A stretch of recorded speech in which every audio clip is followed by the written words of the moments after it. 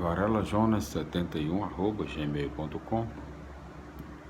Hoje continuaremos a leitura da Bíblia Sagrada em todos os seus livros, capítulos e versículos, as explicações dos mesmos, né?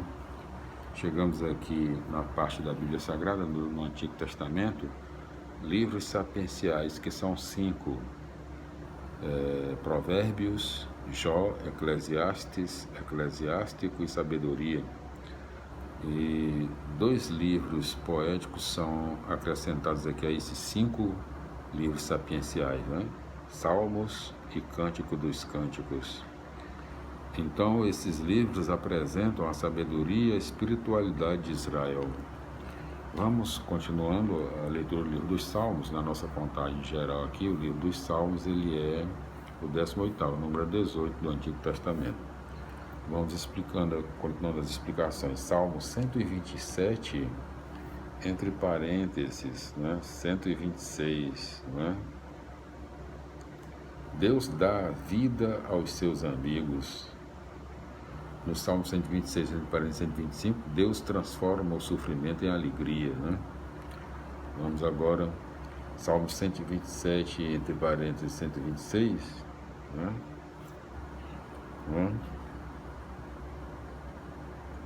Então,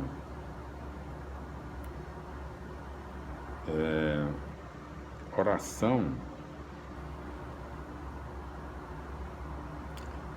em estilo sapiencial, exortando a confiança em Deus. Versículo 1.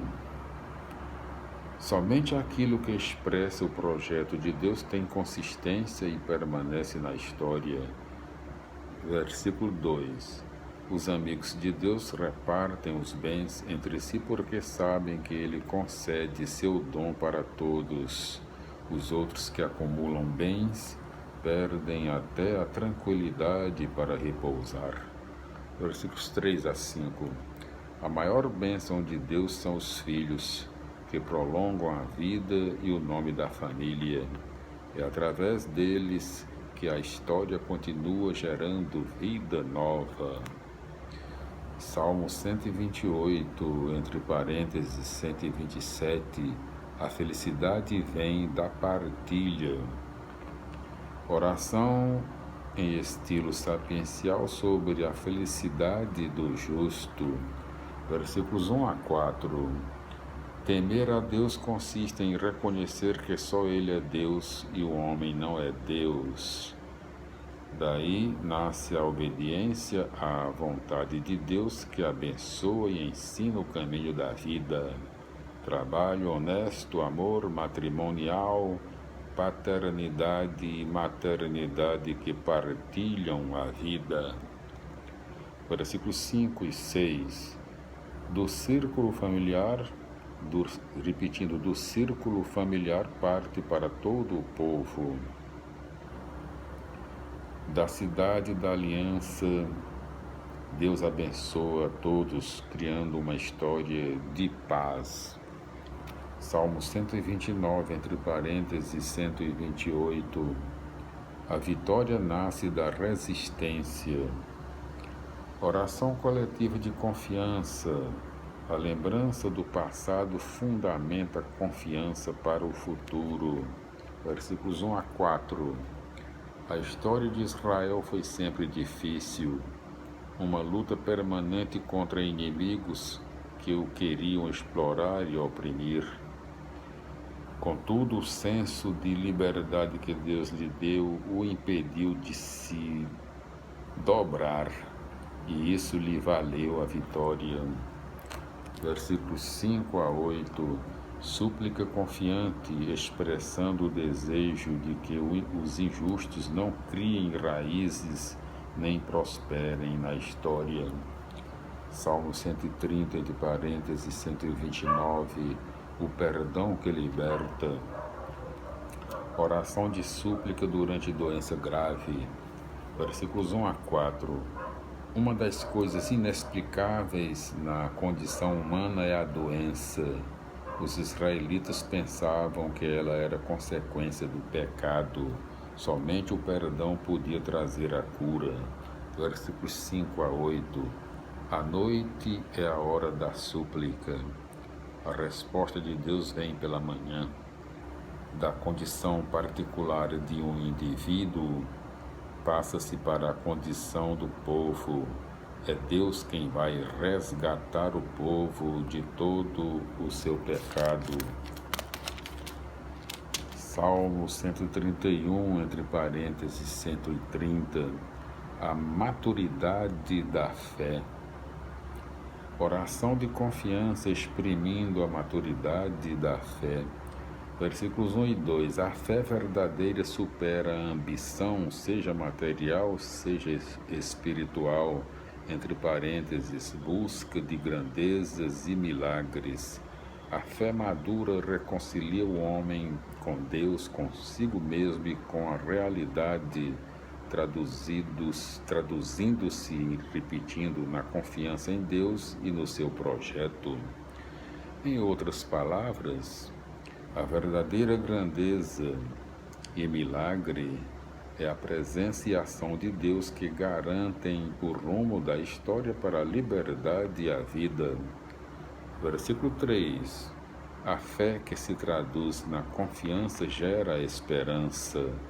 Este é o dinamismo que nos arranca da resignação e nos leva a buscar continuamente o horizonte da realização humana. Salmo 132, entre parênteses 131. Deus no meio do povo. Oração celebrando a escolha que Deus fez da família de Davi e da cidade de Jerusalém. As duas têm a função de mediar a aliança entre Deus e o povo. Versículos 1 a 5. Pedido em favor de Davi, visto como modelo de autoridade política. Saído do povo, ele lutou pelo povo, e o seu maior desejo era concretizar a aliança entre Deus e o povo.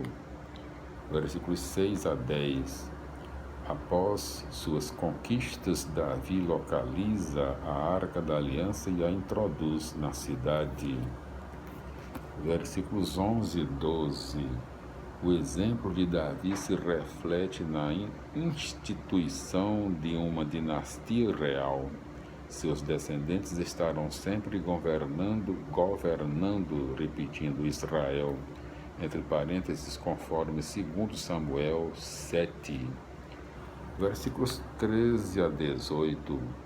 Em meio à celebração litúrgica, certamente durante uma festa da cidade, Deus abençoa Jerusalém, relembrando que ele age através do contrato que Davi fizera com o povo. Organizar o povo para a partilha e defendê-lo dos inimigos. Salmo 133, entre parênteses, 132. Deus age através da união do povo. Meditação e estilo sapiencial, celebrando a fraternidade do povo reunido em Jerusalém para as festas. Versículos 1 a 3. A união do povo tem valor semelhante ao da própria unção sacerdotal. O povo reunido é o grande sacerdote que serve e proclama o seu Deus. Ao mesmo tempo, essa união traz fertilidade e vida que se concretizam numa sociedade e história novas. Salmo 134, entre parênteses 133. Deus os abençoe. Breve ritual junto à porta do templo. Ao se retirar, o povo se encontra com o grupo de sacerdotes que vão servir no culto à noite e os convida para louvar a Javé, entre parênteses, versículos 1 e 2. O grupo responde ao povo com uma bênção, entre parênteses, versículo 3. Salmo 135, entre parênteses, 134. O Senhor da natureza e da história. Hino de louvor que contrapõe o Criador e Senhor da história, aos ídolos incapazes de criar e agir. Versículos 1 e 2. O louvor se dirige ao nome de Deus, que foi revelado no momento da grande libertação, entre parênteses, Êxodo 3, 14. Versículos 3, 4. O primeiro motivo do louvor é a aliança. Deus escolheu viver e fazer história junto com o seu povo. Versículos 5 a 7. Celebrar o Senhor da natureza. Ele criou tudo e governa o ritmo dos fenômenos naturais. Versículos 8 a 14. Celebrar o Senhor da história cuja, repetindo, intervenção libertadora fere definitivamente todos quantos se opõem ao projeto dele. A finalidade da ação de Deus é libertar o seu povo e fazê-lo construir uma nova sociedade e história fundadas, repetindo, na lembrança permanente da sua ação que leva o povo a conquistar liberdade e vida. Versículos 15 a 18. Enquanto o Deus vivo dá liberdade e vida ao seu povo, os ídolos das nações são mortos e acabam escravizando e produzindo morte para todos aqueles que os adoram. Versículos 19 a 21. Conclusão do louvor em vários coros. O Senhor da natureza e da história habita no meio do povo em Jerusalém. Salmo 136, entre parênteses, 135.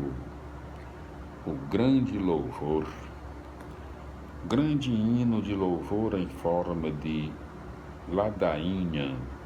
As inovações proclamam a obra de Deus e o refrão repetido pelo povo reconhece que a obra de Deus testemunha o seu amor infinito, sempre aberto para novas realizações. Versículos 1 a 3. Convite ao louvor, proclamando o Deus do Êxodo como único, absoluto, acima dos ídolos e de todos os poderosos do mundo. Versículos 4 a 9. Proclama o Senhor da natureza que criou tudo e preside ao ritmo do universo.